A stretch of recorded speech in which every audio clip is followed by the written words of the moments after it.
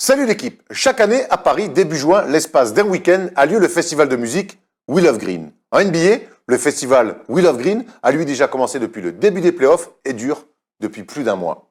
Une programmation simple avec un seul artiste à l'affiche au programme défense, contre, passe décisive, triple-double. Cet artiste unique nous offre un véritable show au rythme infernal et des featurings d'exception avec deux des meilleurs shooters de l'histoire.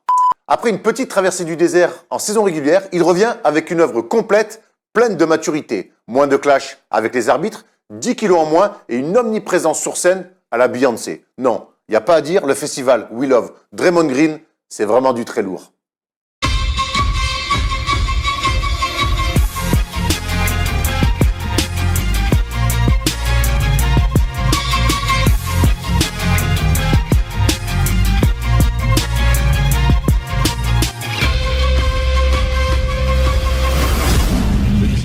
Salut l'équipe, on est jeudi et le jeudi c'est le first day show, dernière ligne droite avant les finales NBA et donc je ne pouvais me passer pour l'une des dernières émissions de mon duo préféré. Il préfère We Love Green à Draymond Green et je suis très déçu mais c'est comme ça. Comment vas-tu Thomas? Non, j'aime les deux, ouais, j'aime la musique, j'aime le basket, j'aime les deux. En plus Draymond Green en ce moment est très très fort. J'espère que Aya Nakamura et Booba seront aussi très très forts à We Love Green la semaine prochaine. Une émission qui commence très très fort. Ouais, il a encore plein d'étoiles dans les yeux, même s'il n'a mangé que des tapas pendant un week-end. La semaine dernière, Steph a commenté le Final Four qui a vu Nando De Colo s'imposer et gagner sa deuxième Euroleague de l'histoire.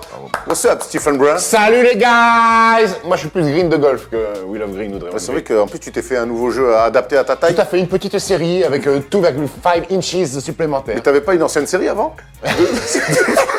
Tu l'as perdu? Ah, je l'ai prêté. Au programme, de quoi on va parler? On sait que les Warriors sont une nouvelle fois en finale, mais qui va les rejoindre? On verra ça dans le débat. Bucks ou Raptors, ça sera notre débat, il est assez simple, mais très compliqué d'y répondre. Hein. C'est clair. Parce que ça fait longtemps qu'on n'a pas eu tes avis, toi d'ailleurs. C'est vrai, un avis tranché. Ça va être intéressant. Dans le focus, on reviendra sur la qualification des Warriors et ce sweep, sévère, pas sévère face à Portland. Ça reste quand même un 4-0. Quelques news de tes amis des Lakers où apparemment l'ambiance est aussi belle qu'au PSG apparemment. Mais je vis une saison merveilleuse entre les Lakers. Voilà. Et puis la NBA nous a livré les All Defensive Team et les All Rookie Team. Donc on verra, il y a des choses plutôt intéressantes. Et on s'intéressera un petit peu aux rumeurs autour de Tobias Harris et de son futur. On sait qu'il a agent libre. Il y a déjà pas mal d'équipes qui se sont prononcées. Les gars, avant de lancer l'émission, je voulais parler de ça. Slam Deck, Steph, ça va te parler parce que c'est des cartes. Normalement, on a un petit synthé voilà en bas. Si vous voulez plus d'infos, c'est des cartes sur les joueurs français. Et on peut donc ou les collectionner ou jouer avec sur les stats qui sont derrière les cartes. Exactement. Filles et garçons. Filles et garçons. Donc c'est super pour les grands fans de basket français notamment. Très bonne qualité de cartes. Allez sur le site et vous allez avoir plus d'informations. Ouais. C'est bon? On est parti? Bah non. Non. Oui, non. Restez bien avec nous parce qu'à la fin de l'émission, il y a Julien Barthélémy, le boss de Sport US Travel, qui viendra pour faire une annonce spéciale. On a une énorme surprise pour vous qui va être très intéressante. Fans de basket, fans de voyage, restez bien avec nous juste avant le quiz. C'est la Saint-Barthélemy. Juste avant le quiz, il y aura Julien qui viendra. Tu dis que c'est la Saint-Barthélemy, c'était son anniversaire hier. Ah bah tu vois, donc on n'est pas très loin. Ah oui. Voilà. Saint-Barthélemy, 1500.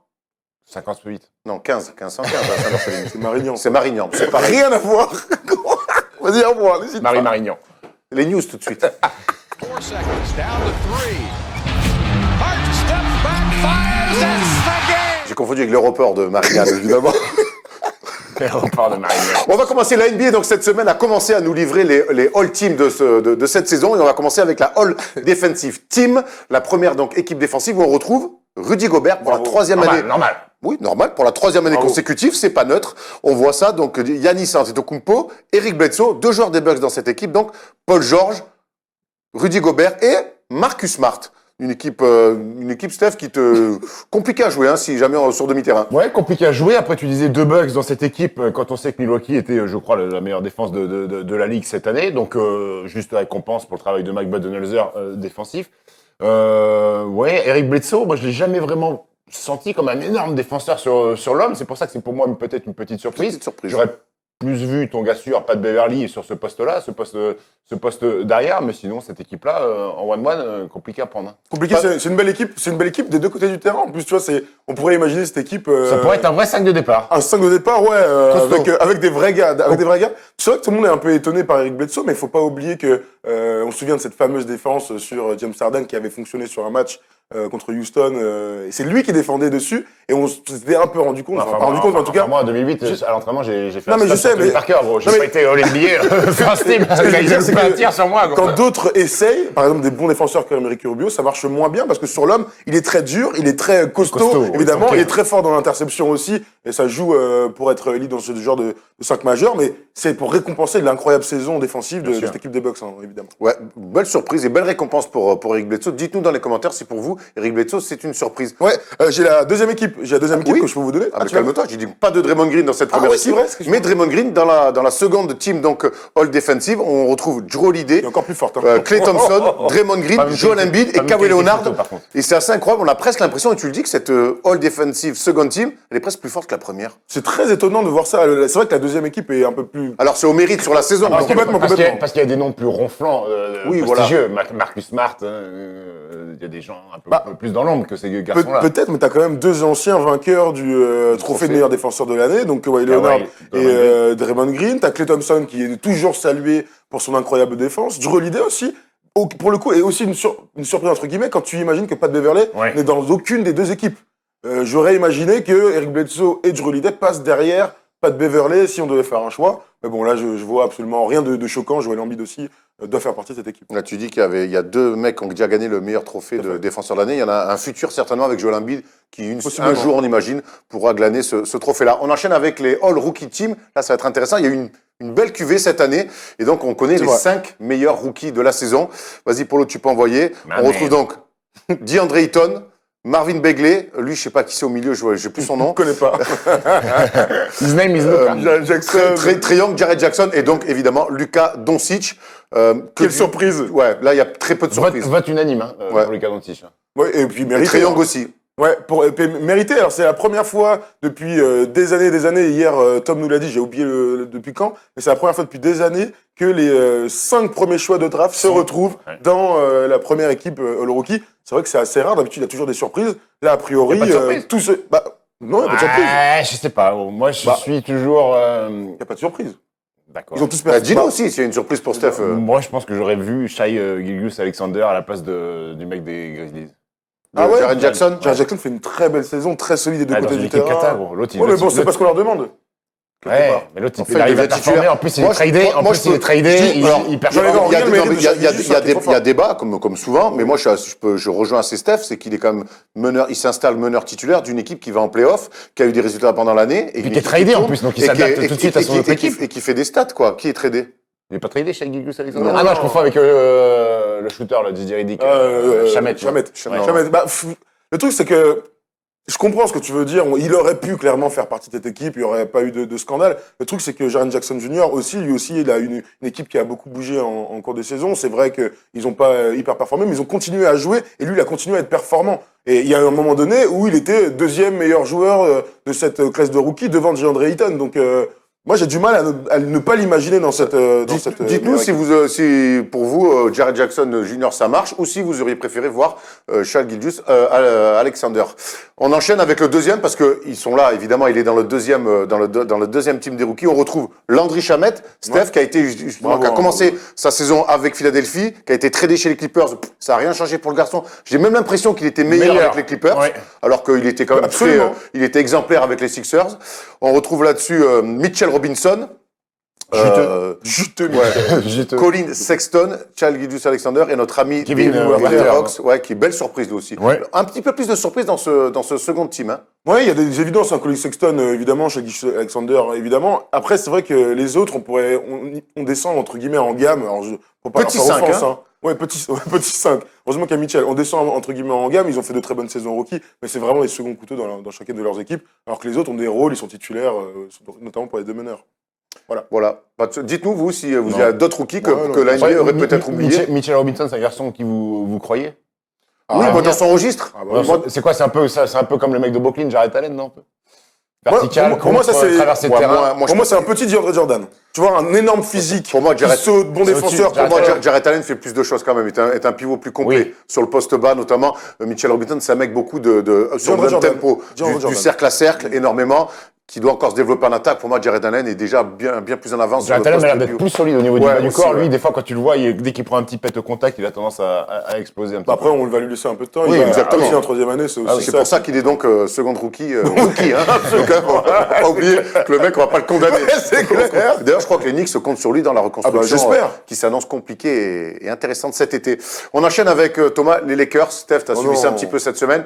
C'est le bordel aux Lakers. Donc, il y a eu le faux événement de l'arrivée de Tyronn Lue. Ils ont finalement signé Vogel et Jason Kidd en assistant, voire coach bis. Et puis, il y a cette sortie de Magic Johnson qui démonte complètement, non pas les Lakers, mais Rob Pelinka, avec qui, finalement, on avait l'impression qu'ils bossaient à deux. Ça n'a pas été le cas. Thomas, je te laisse prendre les déclats. Oui, Magic Johnson, donc, dans l'émission First Take avec Stephen A. Smith. Énorme séquence. A dit, séquence incroyable qu'on a regardé direct quand c'est sorti. Il a dit, je commençais à entendre des Magic, tu ne bosses pas assez, on ne te voit jamais au bureau. On m'a informé que Rob Pelinka a parlé sur moi et je n'ai pas apprécié que des choses se disent derrière mon dos. Donc, il y a eu ça. Ensuite, il a dit que non seulement il y avait quelques rumeurs, mais en plus, dans la sphère hors basket, eh ben, il commençait à entendre ce genre de trucs, sachant qu'il a beaucoup d'amis autour de la NBA. Si vous parlez de trahison, c'est uniquement avec Rob. J'ai fait mon possible pour amener les Lakers dans la bonne direction. Si demain les Lakers étaient à vendre, j'irai voir Jeanie Buss, propriétaire des Lakers, pour lui dire de me laisser les racheter. Alors ça, c'est une autre question quand on lui posait la question, justement. Est-ce que les Buss, la famille Buss, doit vendre les Lakers? C'est pas du tout à l'ordre du jour, mais en tout cas, si ça devait se faire, eh bien, je serais très intéressé, je ferai en sorte de les racheter. On parle quand même de 4 à 5 milliards de dollars si ça devait se faire. Enfin bref, c'est une autre question. Mais il est venu en crachant, il a dit aussi Rob Pelinka m'a poignardé dans le dos. C'est clairement ces mots. C'est une attaque frontale à laquelle Rob Pelinka a répondu. On va aller jusqu'au bout un petit peu de cet échange à distance. Ça me fait mal au cœur de penser qu'il croit aux rumeurs. Je lui ai parlé plusieurs fois depuis qu'il a démissionné et nous avons eu des conversations très agréables. Donc c'est très surprenant. Je suis pressé d'avoir l'occasion de mettre ça au clair avec lui. Alors là, c'est en écrit. Nous, on a vu et allez voir sur c'était l'heure de l'intronisation de Frank Vogel. Allez voir sur YouTube. C'est toujours bien de voir les faciès des gens. Faites-vous votre propre opinion. En tout cas, Steph, si on prend un peu de recul, c'est les Lakers qui étaient censés se reconstruire autour de LeBron et aussi autour dans les bureaux. C'est un bordel sans nom. Ouais, ça a dû être une année compliquée. Hein. Au final, tu te rends compte que ce qui s'est passé sur le terrain, c'est peut-être les répercussions de ce qui se passe au-dessus, parce qu'un environnement de travail calme, serein, ça aide aussi pour les joueurs. Maintenant, Magic, il disait aussi que dans les conversations, tout le monde se mêlait. Jenny Buss, la femme de Kurt Rambis, donnait son avis, tout ça. Donc, à un moment donné, la comparaison avec le PSG, elle n'est pas si bête que ça, parce qu'on se demande qui est le patron des Lakers. C'est dans une franchise comme ça. Si vous n'avez pas un mec qui décide et d'autres qui exécutent, eh ben vous allez droit dans le mur. Et ça a été le cas cette saison. Tu as entièrement raison. Hein, le parallèle, il est évident. On parle de lutte d'influence, de courant politique au sein d'un parti. C'est un peu ça. Jeanie Buss est donc la propriétaire et donc celle qui doit prendre les décisions. Mais au sein de la franchise, tu as donc Rob Pelinka qui donnait son avis. Forcément, il est GM, hein, il est là pour ça. Magic devait avoir aussi, il est venu pour avoir plein pouvoir et gérer le sportif. Il les a jamais eu. Il les a jamais réellement eu. On parle du directeur, toute la partie business des Lakers qui commence à avoir un avis un peu trop fort. C'est à ce moment-là où lui, il a décidé de se barrer. Même toi, si tu donnais ton avis un peu. Moi, j'envoie des textos. Après, Ginny répondait pas trop. Ginny pas trop. Après, c'est notre vocale sur WhatsApp. Sur WhatsApp. Hey, Magic, Ginny. Et il y a un truc qui est dingue, c'est que les Lakers, c'est peut-être la plus grande franchise du sport américain, on peut en parler, mais ça reste une petite entreprise familiale, donc avec toutes les dérives possibles, c'est-à-dire, quand on parle de lutte d'influence, bah, lorsque... Il y a les frères aussi, hein. Oui, il y a aussi les frères Buss. Qui ont l'air d'être des mecs plutôt malins et... Catastrophe. Des frères. Ouais. Catastrophe. Il y a buzz de nuit et buzz de jour. Hein. C'est une catastrophe aux Lakers. Moi, je les croise à Buffalo Grill, je leur demande le menu. Hein. Donc, pour l'instant, ça va. C'est pas prêt de se calmer, en fait. C'est aussi ça, la réalité des Lakers. LeBron avait l'air d'être plutôt d'accord sur les déclarations de Magic dans First Take et de sous-entendre que oui, Magic, il s'est fait laminer dans le dos. En tout cas, ce qui est sûr, c'est qu'il va y avoir quand même une free agency importante à régler pour les Lakers et c'est quand même bien le bordel. Hein. Personne n'aura envie de venir dans ce bordel-là, tu connais. Moi, je suis pas sûr. De méga, genre, elle plus la caillasse, c'est capable de faire abstraction de ce qui se passe. Juste pour finir sur l'environnement Lakers, il y a peut-être des rumeurs de transfert avec Lonzo Ball qui serait intéressé peut-être, qui intéresserait les Bulls. Les Bulls aimeraient lâcher leur 7e choix. Lâcher le 7e choix, c'est peu probable. Il sera All-Star, Lonzo Ball, avec les Bulls, non? Bah moi je te dis, le sera, mais c'est pas grave, on en parlera on en parlera en 2025. De toute façon, aujourd'hui, il se passe pour un fou, c'est pas grave. Je crois à la prophétie.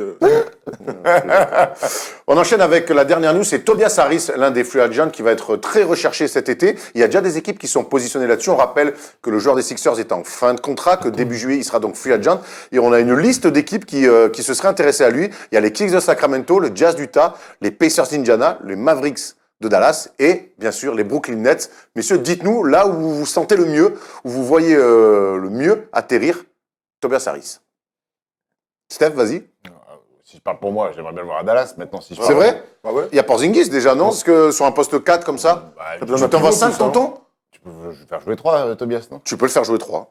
Après, si pour lui... 3-4, Porzingis, Tobias Harris, ça ne va pas se marcher dessus. Ouais, Sauf que dans le tir externe. peut-être après pour lui, est-ce qu'il a envie aussi je pense qu'il a envie de rapidement rejouer une campagne de playoff avec les Mavs. On n'est pas sûr que l'année prochaine ça fasse les playoffs. Donc Utah, Brooklyn, c'est deux franchises intéressantes aussi pour lui. Même si à Utah, il y a Joe Ingles qui est bien installé dans ce poste un peu bâtard, mais même si Joe Ingles peut-être touche un peu le plafond du très très haut niveau. Alors je suis pas en train de le dire que Non, mais t'as si raison. tu veux passer un cap, peut-être que tu as besoin d'un joueur d'un niveau supérieur. Et je pense que Tobias Harris est d'un niveau supérieur que Joe Ingles.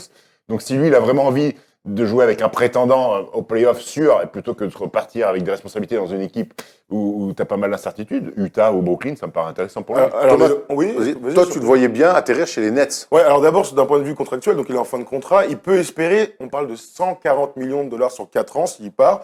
Alors encore plus s'il reste du côté des Sixers, c'est une possibilité. Hein. Avec cette belle saison, on peut imaginer que les Sixers aient envie de le garder. Moi, j'aime bien deux possibilités. J'aime bien. Cher, non?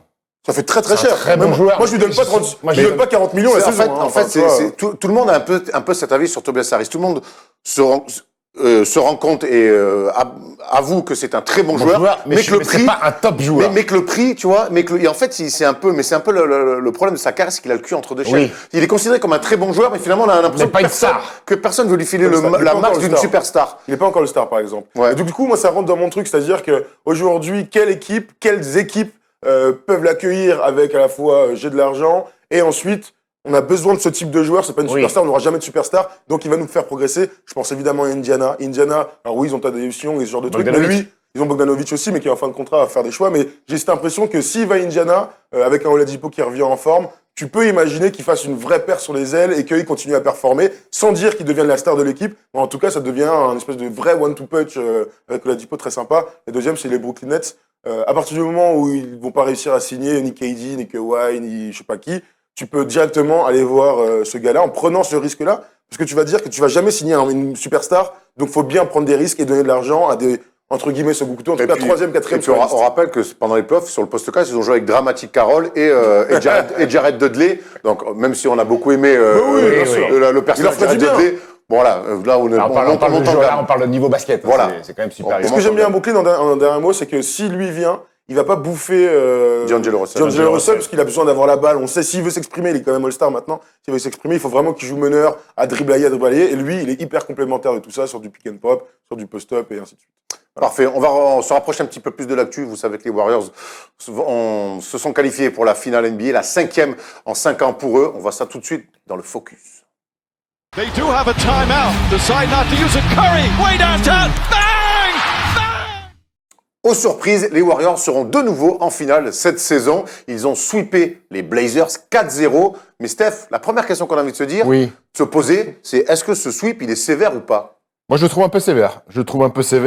Vu la configuration des 3 derniers matchs où Portland a été devant, plus 14, plus 15.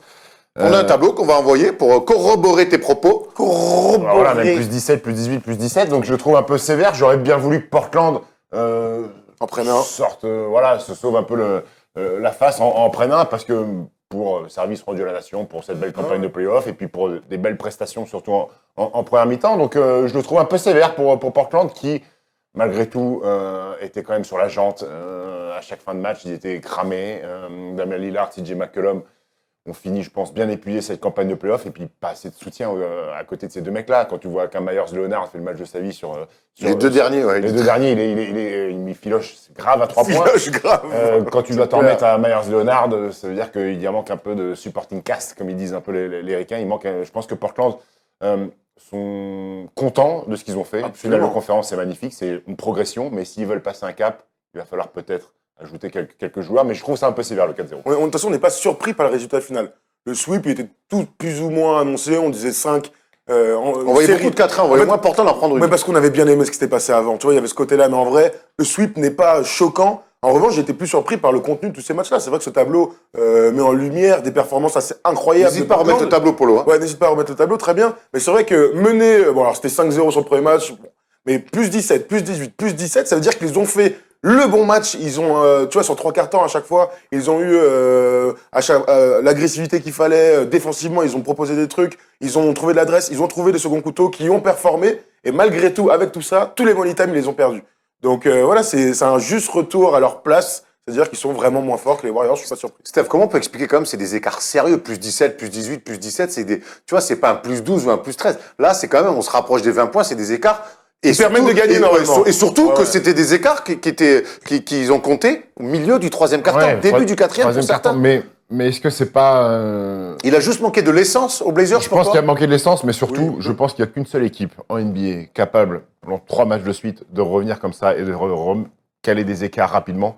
C'est les Warriors, par cette faculté, par Steph Curry, par Klay Thompson, cette faculté à mettre des tirs à 3 points en transition, à jouer beaucoup de possessions à la suite. À faire des Pour- stops. À faire des stops aussi et à monter en agressivité défensive. Je crois qu'il n'y a qu'une équipe en NBA capable de combler des gaps comme ça aussi rapidement, et c'est cette équipe-là, par sa façon de jouer, par les joueurs qu'ils ont. Et il y a un truc qui est vrai avec les Warriors, mais qu'on dit depuis qu'ils sont très bons, on va dire depuis 5 ans, c'est qu'ils ont cette faculté à, quoi qu'il arrive, s'offrir une fin de match. Jamais lâché, gros. Quel que soit Ils sont en jamais en finale roue en libre. NBA, voilà. Jamais en roue libre, gros. Finale NBA, machin. Abonnez-vous. Hein. Abonnez-vous à Roulib toujours, évidemment. C'est pour ceux qui aiment le vélo, toujours. Mais c'est vrai que, tu vois, même s'ils sont à moins 10, il reste 6 minutes, tu sais qu'ils vont faire un run. Alors, ça veut pas dire qu'ils vont gagner, Oui. mais ils vont être dans la fin Est-ce de match. Est-ce que vous avez souvenir d'une équipe comme ça qui ne panique jamais, qui a cette espèce de contrôle qui dégage cette...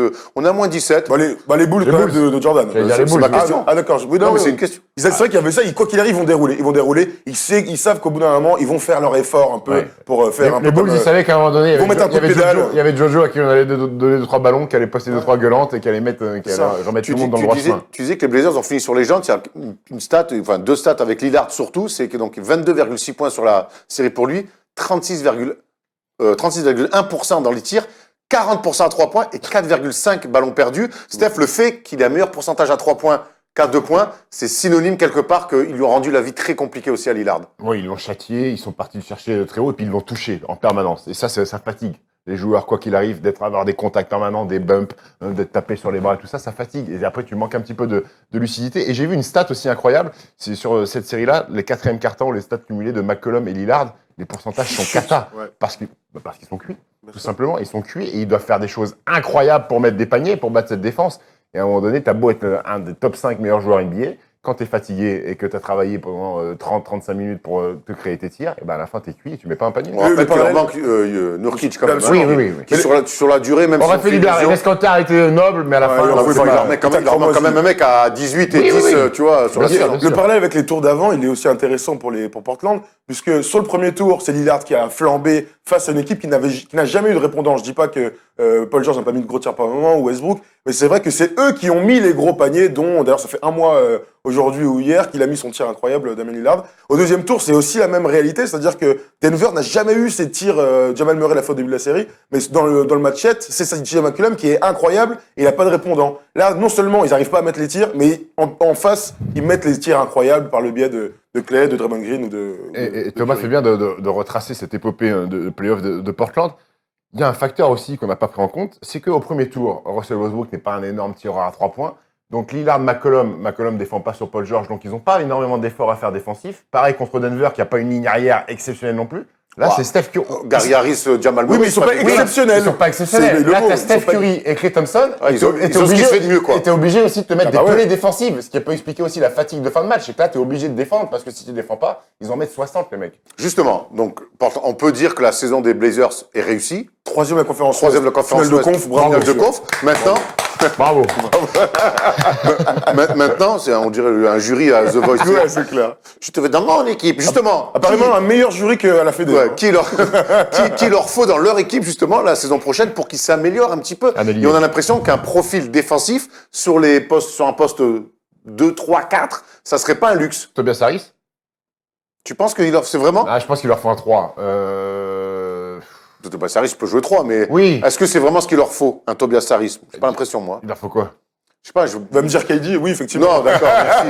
Mais on sait Kevin Durant, il y a eu des rumeurs comme quoi Lillard, par exemple, essaie de faire du gringue un petit peu à Jimmy Butler. Parce que c'est peut-être un profil de mec comme ça, de chien défensif qui peut amener. Ouais, mais quand ils sont dans le dur, qui peut amener, notamment dans les money time, qui peut amener un surplus d'âme défensivement notamment. Aussi, même si Jimmy Butler il est avant tout un très bon attaquant. Aussi. Il va falloir splitter le ballon avec McCollum et C'est un défenseur Lillard. d'élite et ils en ont pas dans leur équipe. Alors, on Alfaro a vu la dernière Camino. fois, il y a Alfaro Camino, qui est un bon défenseur. Mais quand t'es en finale de conférence, t'as besoin d'un ailier, certes bon défenseur, mais qui soit aussi impactant en attaque. T'as besoin de joueurs top niveau des deux côtés du terrain. Et Alfaro Camino, il a quand même quelques lacunes offensives. Ou alors un joueur Bon, intérieur très fort. Et puis là, je trouve qu'il a disparu sur ces finales de conf. On peut l'expliquer par le fait qu'il fasse le ramadan, hein, lui et Enes Ouais, Kanter. peut-être. Mais après, moi, je sais pas, tu sais, alors, je pense qu'ils iront pas chercher une star sur le Oui. poste 3, malheureusement, ils pourront pas. Alors, pourquoi pas continuer à modifier un peu cette équipe? Moi, je pense sincèrement que, en sortie de banc, Harrison Barnes, il faut que, Harrison Barnes, c'est un, ouais, pourquoi pas, mais mal. pour moi, il faut changer les backups sur les postes 1 et 2. Seth Curry est très bon, pourquoi pas, tu le laisses dans un rôle de shooter et tout. Mais il faut qu'ils aillent chercher un gars type Patrick Beverley, Avery Bradley, qui peuvent prendre les foutus très forts meneurs qu'ils ont en face. Comme ça décharge complètement, lorsque tu as Curry en face, les McCollum. Andrew ou les... Albici, Bon, ouais, Antoine Bici, si tu veux. Shane Larkin. ça serait lourd. Non, mais un fort défenseur. Donc, c'est pour ça que je te parle de Pat Beverley et d'Avery Bradley, des mecs qui, a priori, vont pas prendre 50 millions l'année prochaine. Donc, il faut un spécialiste. Et là, ils l'ont pas. Est-ce qu'avec cette campagne de playoff et cette saison réussie, Elle devient sexy, cette fois. exactement, attractive en tout cas, Je sais Pas ouais. plus que pas d'autres. plus que d'habitude, Ouais, pour moi, pas plus que d'habitude. ils ont juste Ils fait ont une beaucoup belle de- saison, une super campagne de playoff, mais finalement, ils vont sur Je le veux marché. dire, ils ont pas gagné en attractivité avec cette campagne de playoff. Est-ce que, par exemple, je pense Alfred- que les Clippers ont gagné un petit peu plus en attractivité Les que Nets. Portland. Les Et Nets. Brooklyn aussi. Ouais. Mais est-ce que, non, ma Sur question, le- c'est par exemple, est-ce qu'en voyant Lillard et McCollum sur cette saison, un free agent peut se dire, il y a moyen d'aller gagner avec ces deux mecs-là, je vais aller les rejoindre. Ça marche pas comme ça d'abord, puisqu'ils ont Ah bon ils ont un, Oui, ils je ont un sais. salarial Non, mais d'accord, énorme. après- Ouais, mais c'est une énorme différence, par exemple, avec les Clippers ou avec les Nets. Les Nets, Eux, ils ont pas de cap. les Nets, ils viennent, ils disent, tenez, on a ça. Ou les Knicks, ou les Lakers d'ailleurs. Tenez, on a ça. Viens jouer avec LeBron. Eux, ils sont obligés de faire de la place. Ils sont obligés de faire soit de la place, soit de monter un trade. Donc déjà, ça complique absolument tout. Qui veut Devin Turner à ce prix-là? Qui veut Myers Leonard à ce prix-là? Je n'en connais pas beaucoup en NBA. Donc il y a aussi cette réalité-là. Maintenant, je pense que ça, ils ont pas gagné en attractivité. En revanche, ils ont gagné en respect.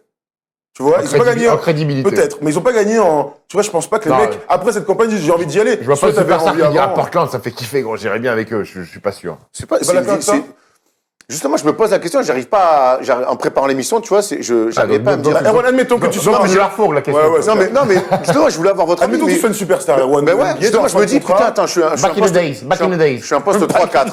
Je suis un poste 3-4. Tu sors de Nantes, à mon de prime. Vincindre. Je sors d'une très bonne saison à 15 points par match en N3. J'ai l'embarras du choix.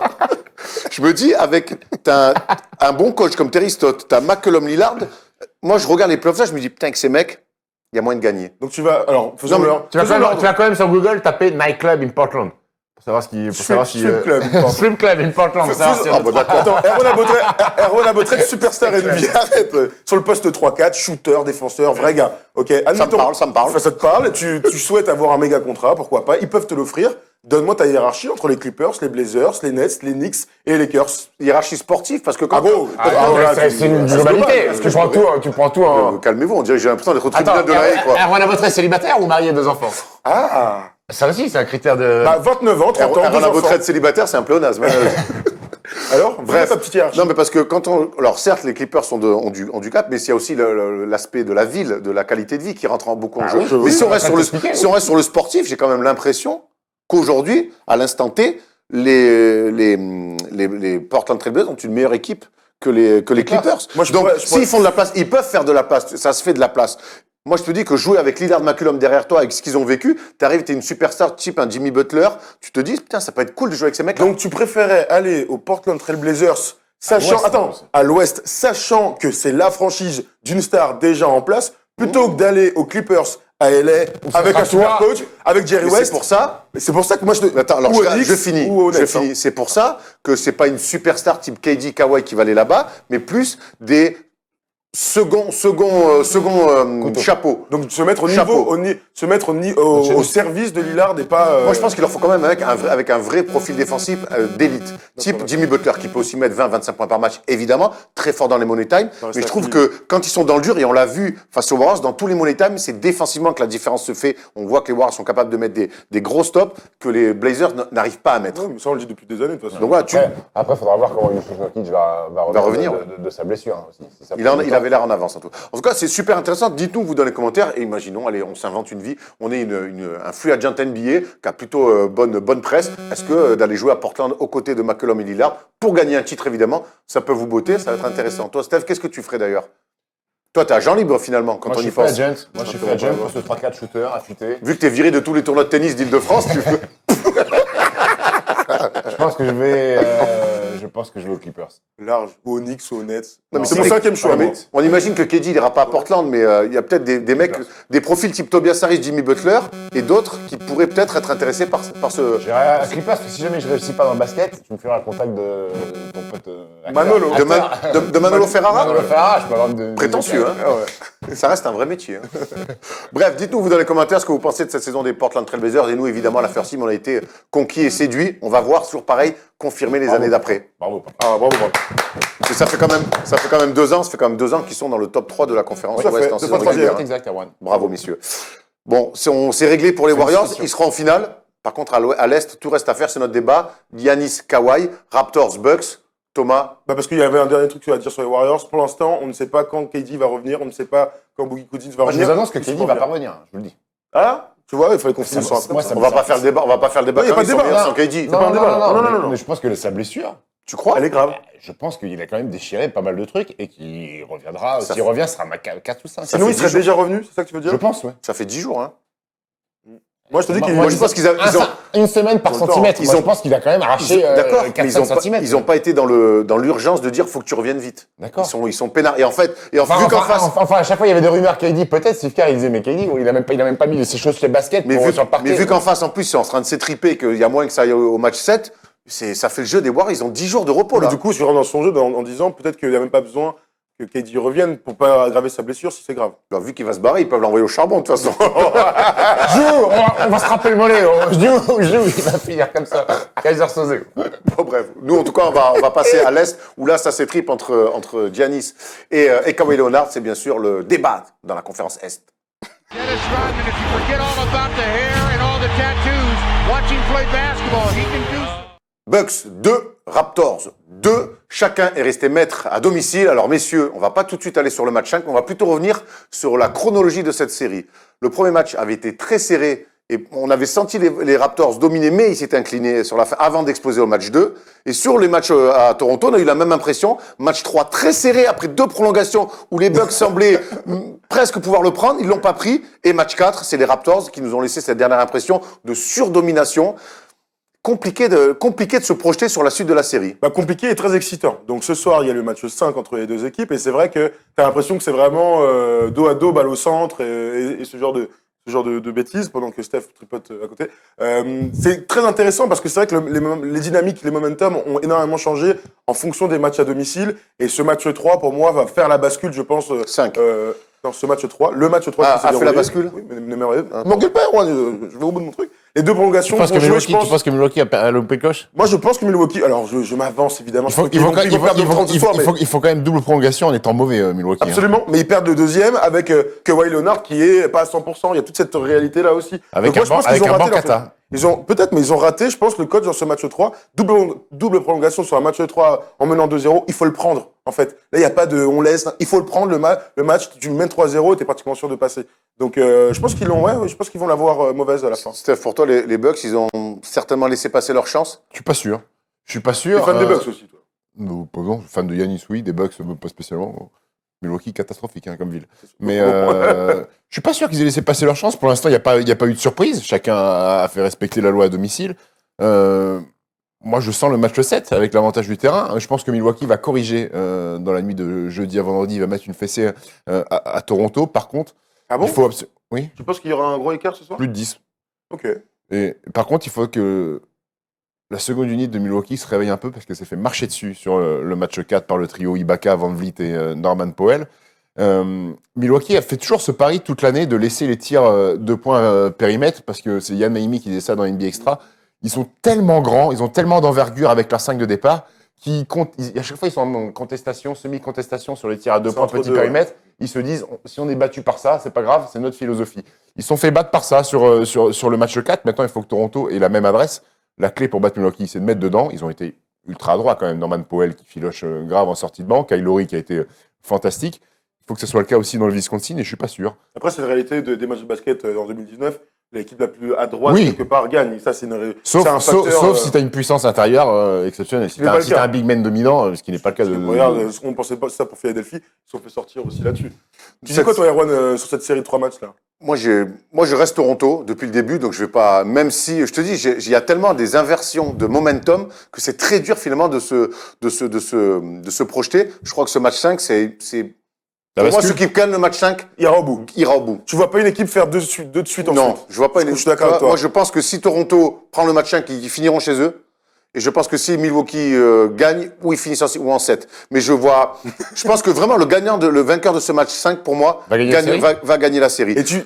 Oui, Donc si Milwaukee gagne, tu les vois gagner en 7. Ouais, En 6. en 6 ou en 7 après. Il vient de me dire qu'il n'y a pas une équipe qui a gagné 2 matchs de suite. Non, c'est lui, c'est Thomas qui Ah, dit c'est ça. toi, d'accord. D'accord. Ça se tient dans ta théorie. De toute Ça se tient. Après, cette série, elle est forcément, on a forcément des yeux sur ce duel entre Giannis et Kawhi Leonard. Et d'ailleurs, depuis le match 3, la première option défensive de Toronto C'est Kawhi. pour défendre sur Kawhi, pour défendre sur Giannis, c'est Kawhi. Et c'est plutôt un bon choix. Oui. Steph, Très bon choix. Très très bon choix. Alors il est pas tout seul. À chaque fois quand Yanis ouais, c'est part une après. première option, j'ai dit. C'est pas la seule. Hein. Oui, non, mais il est pas tout seul. Je veux dire, à s'occuper de Yanis sur le terrain. Parce que quand on voit Yanis attaquer, percuter, Kawhi est là. Et il y a toujours un petit mec qui vient comme ça, souvent dans le dos de Giannis Antetokounmpo, pour pas qu'il lui puisse arriver. Souvent c'est Pascal Siakam qui est là, le soldat qui vient. Donc c'est des mini trappes avec Kawhi en bugne à bugne. Tu dis que c'est mini trap, moi je dis que c'est carrément des trappes parce que depuis le match 3, il le trappe carrément et il gagne énormément de ballons sur ces trappes-là. Mais sur, des deux sur côtés Giannis. d'ailleurs, parce que Kawhi aussi est pas mal double team, comme on dit en américain, n'est-ce pas? Et c'est vrai que les deux joueurs sont tellement forts et ils sont tellement importants dans leur système que le but c'est qu'il n'ait pas la balle. Et c'est vrai que le meilleur moyen pour empêcher ces mecs-là de marquer, c'est qu'il n'ait pas la balle. Ça nous paraît évident. Exactement. Et moi, ce que j'aime bien dans le fait que Kawhi défende sur Giannis, alors sa science du contrôle défensif est incroyable. Son envergure, sa capacité à faire des interceptions, à ne pas être en foul trouble aussi. C'est costaud, il Seulement- peut se faire enfoncer aussi facilement. Et c'est aussi le problème d'avoir Mirotic dans ton 5 majeur côté Bucks. C'est que Mirotic, alors il est très adroit, il apporte du spacing et tout, mais ça permet, mine de rien, à Siakam d'être dans un autre rôle et de pas souffrir tant que ça, et justement, et d'envoyer Kawhi Leonard sur Giannis. Donc tu peux aussi peut-être imaginer un changement, c'est... Et après, les Bucks, défensivement aussi, ils font ce choix-là. C'est Giannis Antetokounmpo qui disait, nous, on veut trapper Kawhi Leonard parce qu'on veut se faire battre par les autres joueurs. Alors, malheureusement, sur le match 4, ils se sont fait taper par les autres joueurs. Mais Giannis Antetokounmpo a dit, on restera dans cette philosophie-là. On veut pas se faire taper la gueule par Kawhi Leonard. Donc, on va venir doubler systématiquement. On veut que les Fred VanVleet, les Norman Powell, les Serge Ibaka, on veut que ce soit eux qui nous battent. Et s'ils nous battent, et ben à la fin du match, on ira les voir comme ça. Bravo. Félicitations. Middleton est très fort aussi Ouais, défensivement. il est très fort, il se met des sacrés pelés. Ouais. Donc on parlait de ce duel de stars entre Kawhi et Giannis, mais finalement j'ai l'impression, et toi t'es pas spécialement d'accord, Steph, je voudrais ton avis, que cette série elle va pas se jouer sur ce duel Non. de stars, elle va se jouer sur le les autres. supporting cast. Exactement. Moi, je pense que c'est le banc clairement qui a la clé. On a beaucoup tapé sur le banc de Toronto et sur Nick Nurse sur ses débuts des playoffs. Je voyais des fois, il jouait à 6, 7.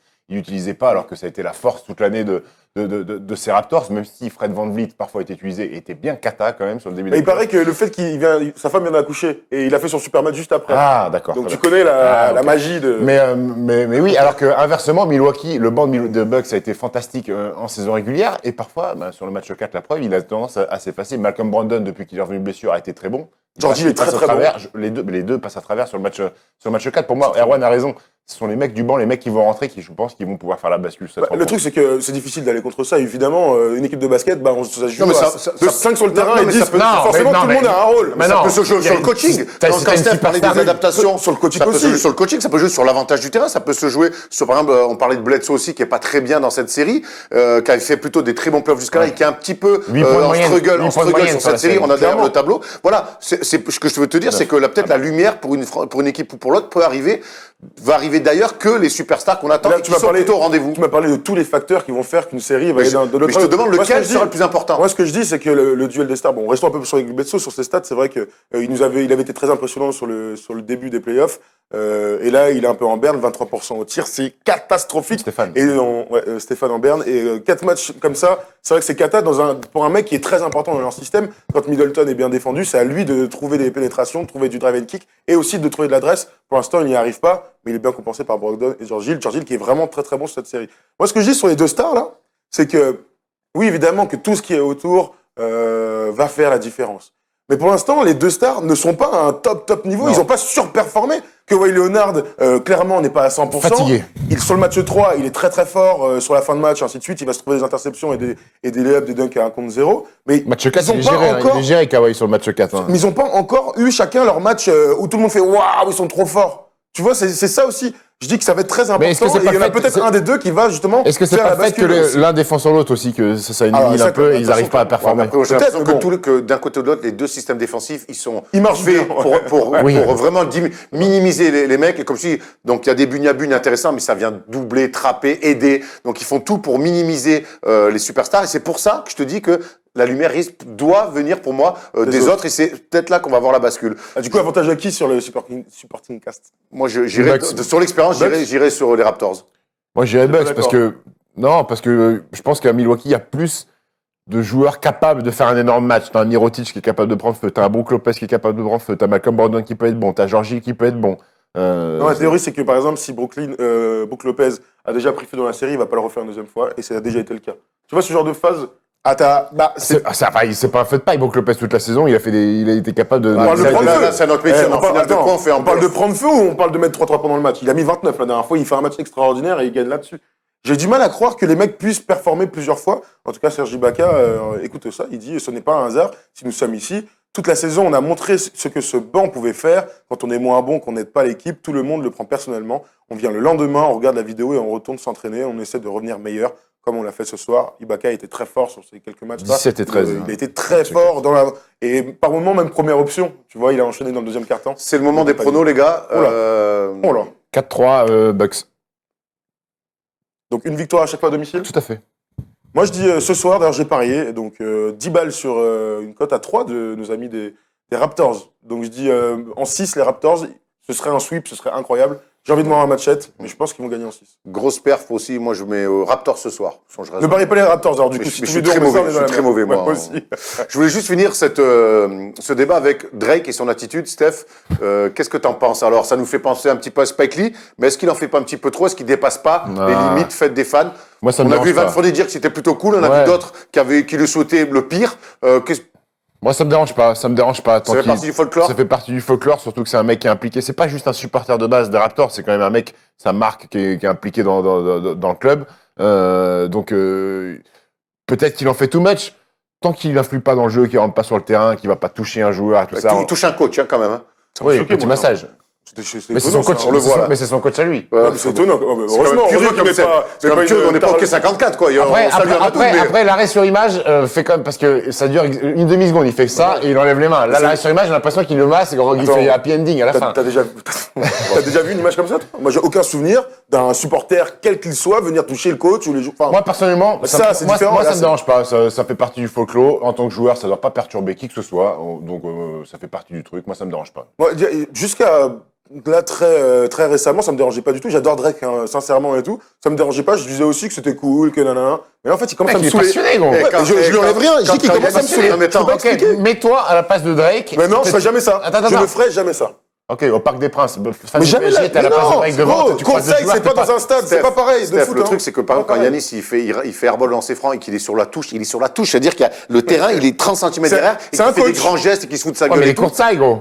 Mais personne fait ça. Dès qu'il se lève, t'es au bord du terrain. Mais personne fait ça, on dirait que c'est le troisième coach. Est-ce que courtside, tu dois pas quand même avoir un minimum de tenue? T'es pas non plus tout en haut, t'es pas dans un virage, quoi.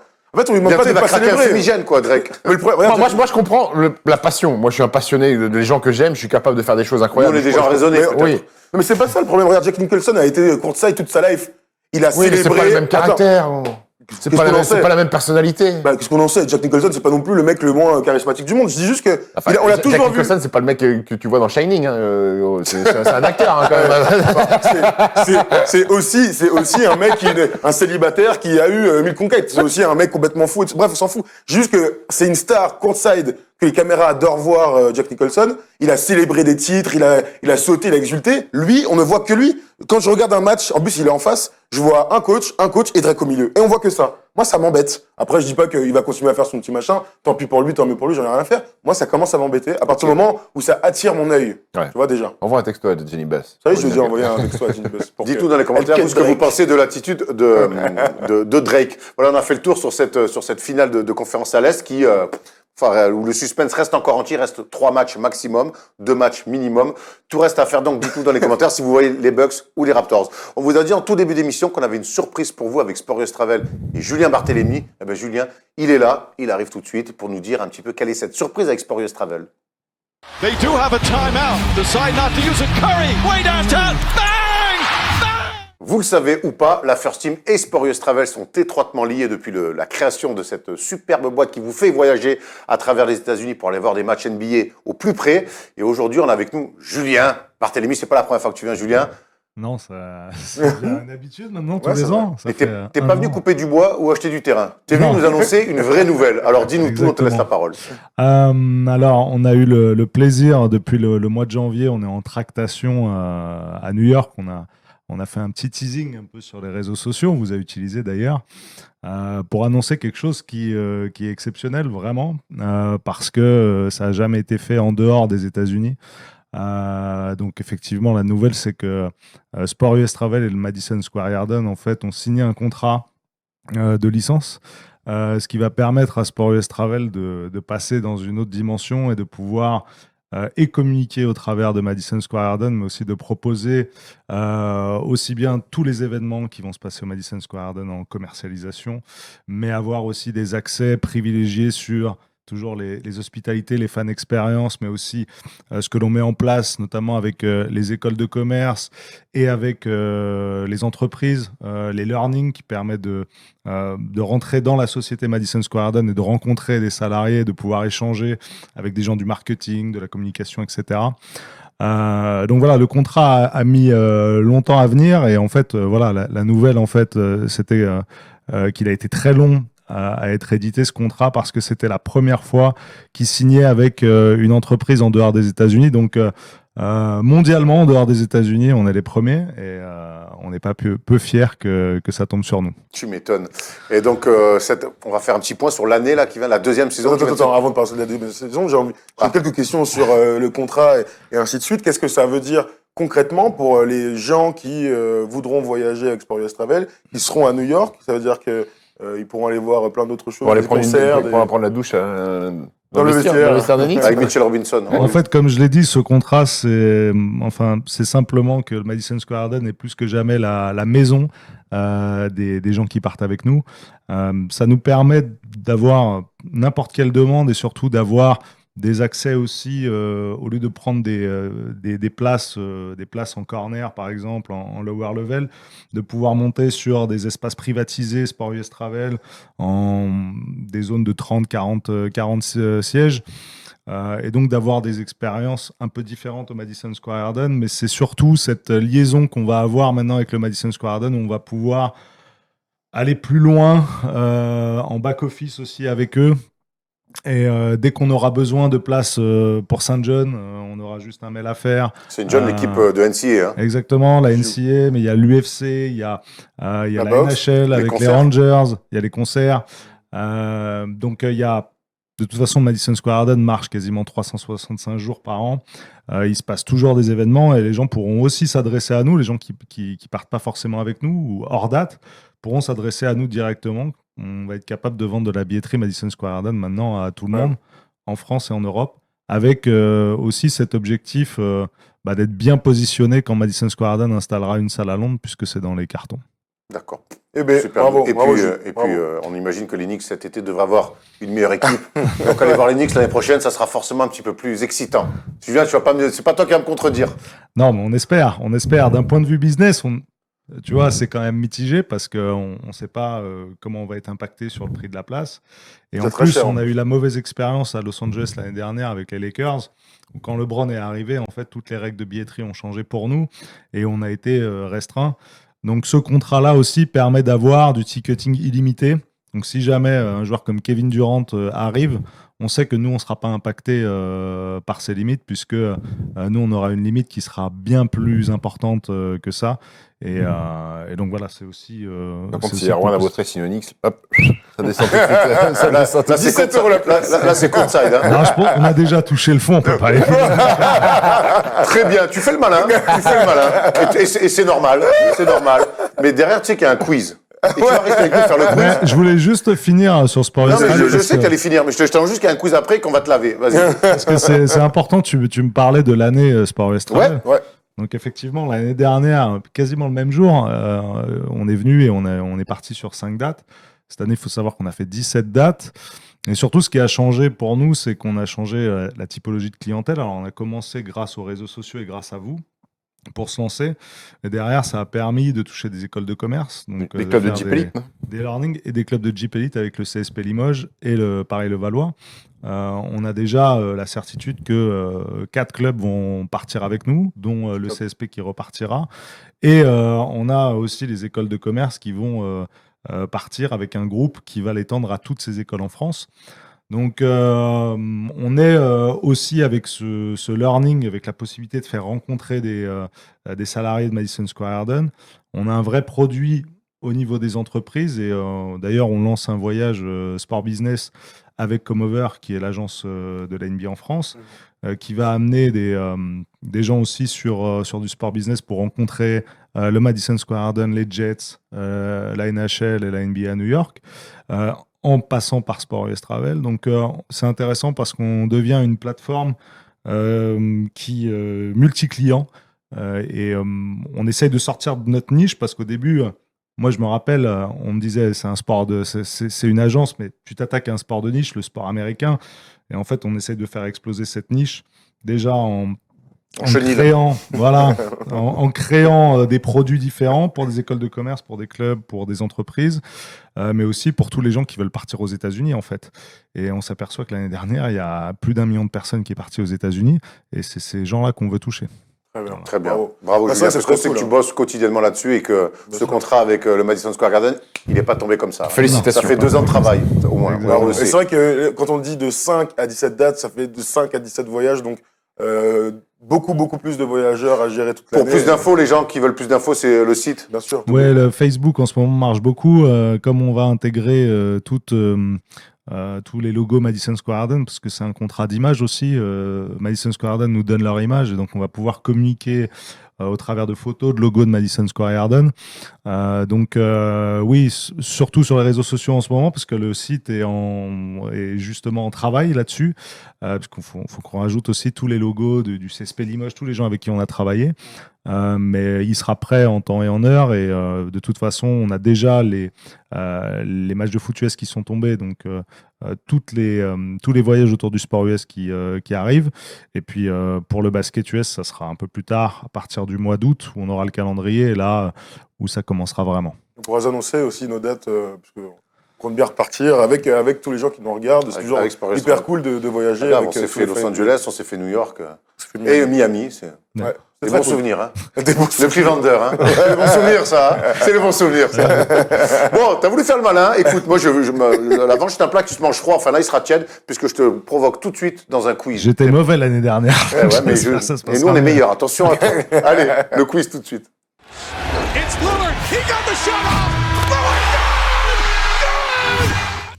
Brun, redresse-toi, parce que c'est Thomas qui va l'animer. Et c'est comment on va faire? Chacun sa mère? Ah, chacun son problème, hein. Chacun son chemin. Chacun sa route. Chacun Absolument. son chemin. Donc chacun pour soi. Donc une équipe Erwan, une équipe Steph, une équipe Julien. Ça se déroule comme d'habitude en 3 périodes, hein, évidemment, comme en NHL. La première, ce sont des photos à découvrir, de la rapidité, des trucs un peu simples, avec un thème bien défini que je vais vous expliquer dans quelques secondes. Ensuite, une énumération très simple, donc beaucoup de noms à dérouler. Et enfin, un qui suis-je? Comment ça s'appelle? Mon petit thème, c'est la défense.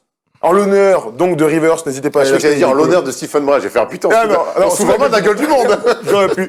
Donc, ouais, le dernier, Rivers, hein, le MOOC qui est incroyable. Vraiment, on vous conseille cette lecture. C'est des trucs qu'on garde et qui se lisent sur plusieurs semaines, plusieurs mois, plusieurs années. Nico Mouk. Et aussi en l'honneur, Nico Mouk apparemment, et aussi en l'honneur de Rudy Gobert, qui est donc en première équipe défensive. On en a parlé tout à l'heure. Bref, c'est parti. Cher Polo, ça se passe dans l'écran, Julien. Donc, c'est parti. C'est la rapidité. Qui est donc... Anthony Davis. Pardon? Anthony Davis. Classique. Ah, ouais. Anthony Davis. Alors oui, Il a c'est changé donc un toutes les thème, choses, c'est- absolument, c'est donc Défense. un thème défensif. Ce ne sont que One des point. images de contre, de bloc. D'accord. C'est parti, deuxième photo.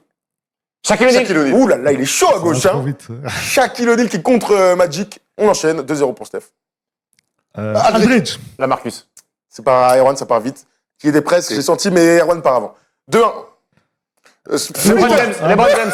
Bah non, ouais. Bah oui, mais c'est LeBron, mais Il a c'est dit l'autre. des images de contre, c'est pas que des contreurs. Splitter. Eh oui, Thiago Splitter, oui, c'est sûr, c'est LeBron, mais il était pas caché, LeBron.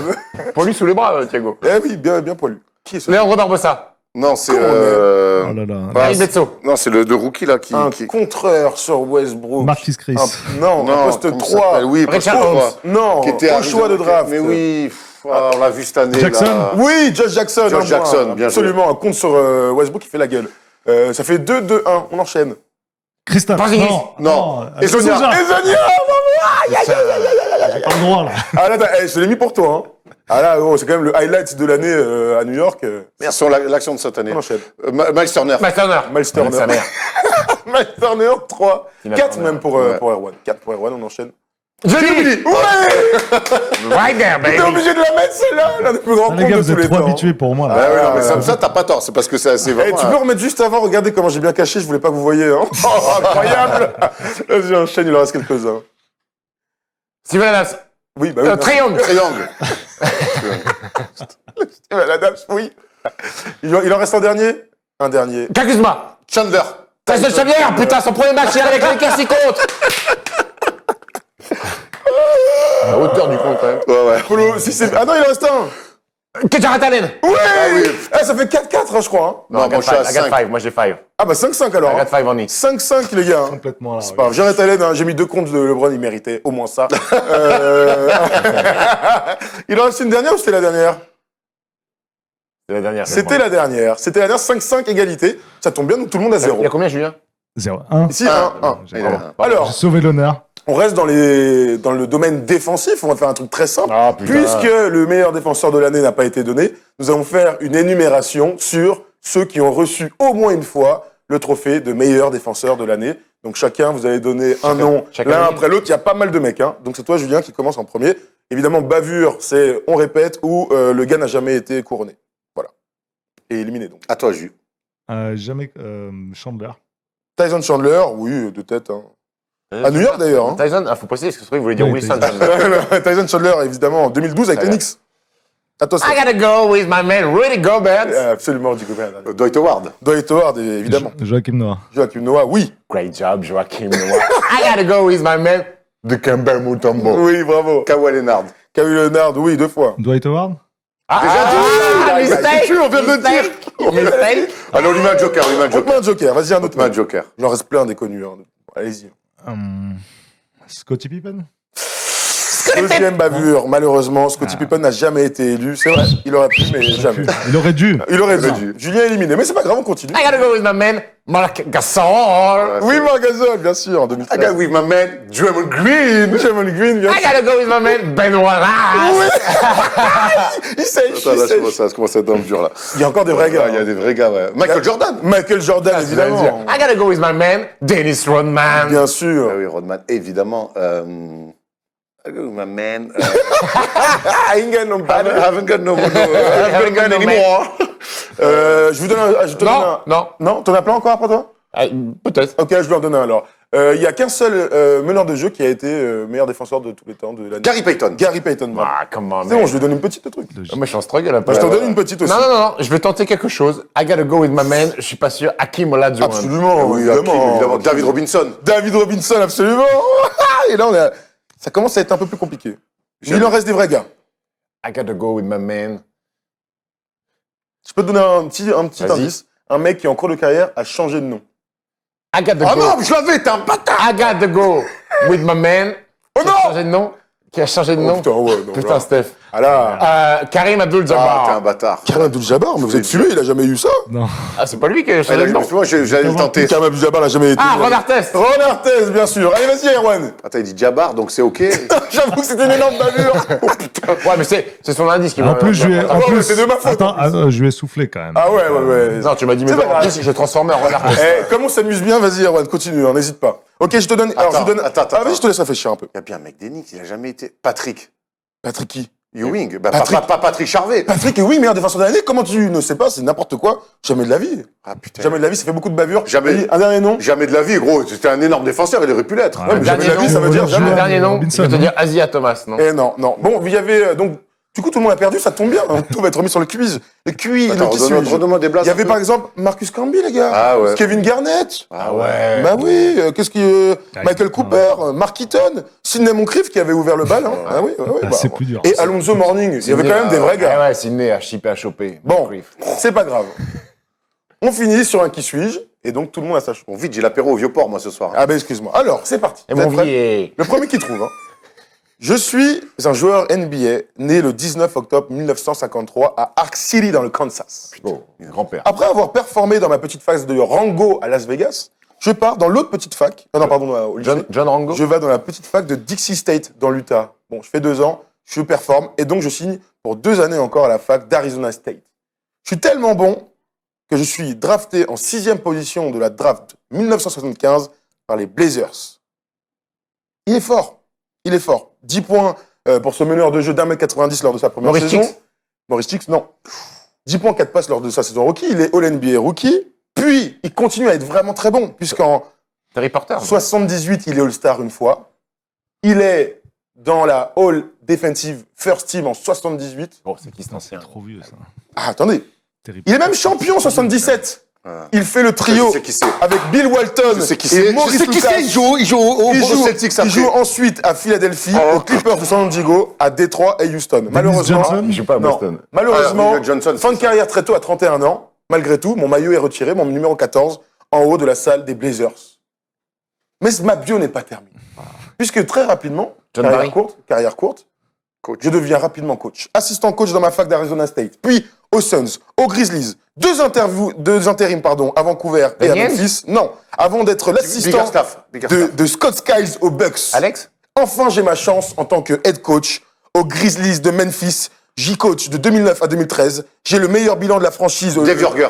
Non, je fais même. Dave Fisdale. Non, je fais même une finale de conf. Lionel Hollins. Oui, Lionel Hollins. Putain, j'ai... Ah bon, il a une vraie carrière de joueur comme ça? Ah ouais. Lionel Hollins.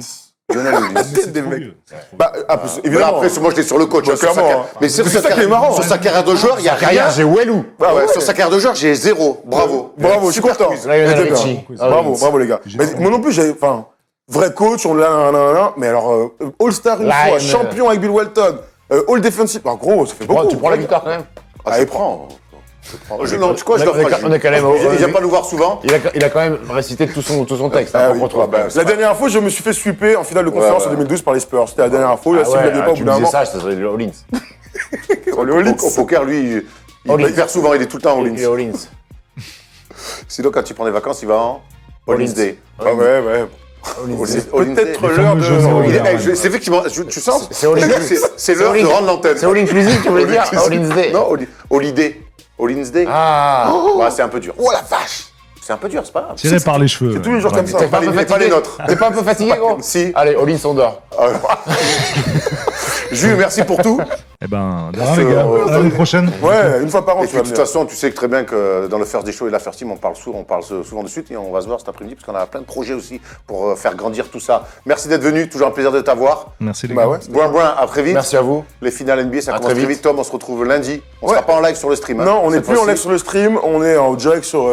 Enfin, pas en direct, on met les vidéos comme d'habitude Sur le lundi YouTube. sur la chaîne YouTube. Et ensuite, les finales NBA vont arriver très vite, donc on vous le dit dès maintenant. On fera les lives. Ce sera comme d'habitude. Nous, on regardera les matchs toute la nuit au studio et puis on sera en direct juste après, donc aux alentours de 6-7 heures pour 3/4 d'heure de débrief avec des invités. En général, on a tous les copains qui ont arrêté leur saison, les pros qui viennent nous voir. Donc voilà, on sera très contents. Et ensuite, il y aura la draft qui va arriver avec les copains d'envergure. Ça va être très cool. Voilà, restez bien connectés à la First Team. La saison est loin d'être finie. Ciao l'équipe.